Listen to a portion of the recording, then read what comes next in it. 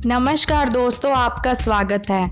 दोस्तों, हमारे जीवन में धन का क्या महत्व है यह किसी से भी छिपा हुआ नहीं है।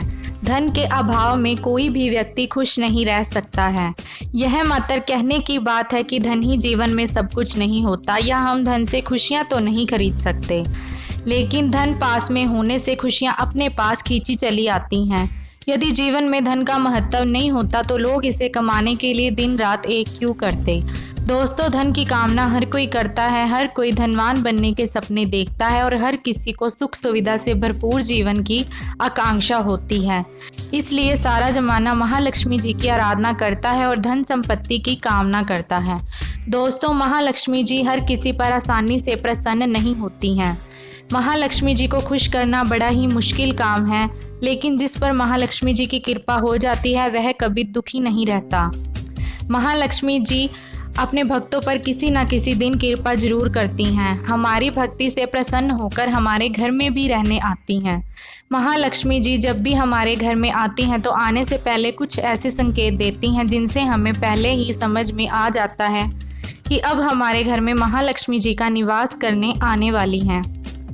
हमारे दुख और दरिद्रता के दिन अब समाप्त होने वाले हैं, क्योंकि शास्त्रों में बताया गया है कि यह संकेत बहुत ही शुभ और भाग्यशाली माने गए हैं।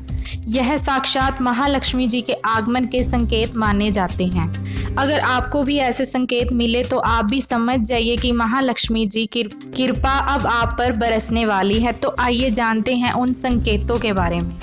पहला संकेत, काले रंग की चींटियां। काली और लाल दोनों रंग की चींटियां होती हैं। लाल चींटियों का घर में होना जितना ही अशुभ माना जाता है, जबकि काली चींटियां अत्यंत शुभ होती हैं और बिल्कुल भी हानिकारक नहीं होती।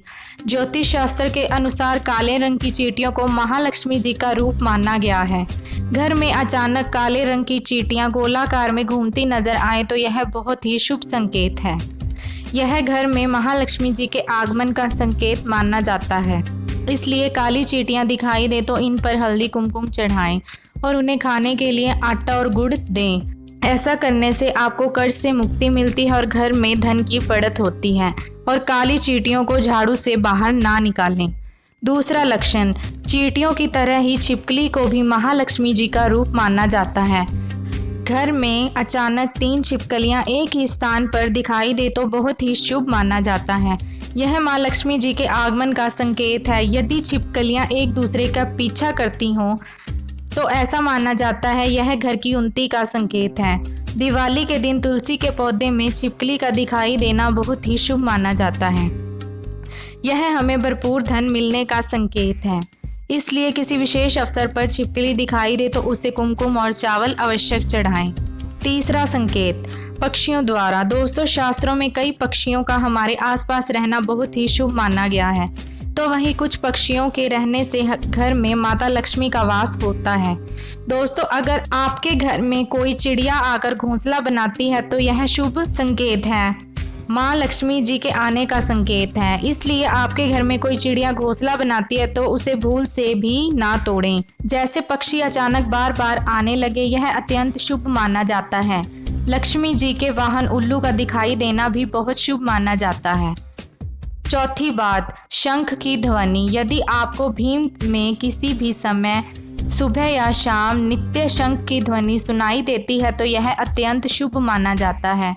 इसका अर्थ है महालक्ष्मी जी आप पर प्रसन्न हैं और जल्द ही आपके जीवन में प्रवेश करने वाली हैं, जिससे आपका आर्थिक संकट दूर होकर जीवन में सुख समृद्धि लाने वाली हैं। पांचवी बात, अगर आपके दाहिने हाथ की हथेली में लगातार खुजली हो रही है तो यह भी धन प्राप्ति का संकेत है। महालक्ष्मी जी आपसे प्रसन्न होकर आपकी हर मनोकामना पूरी करने वाली हैं।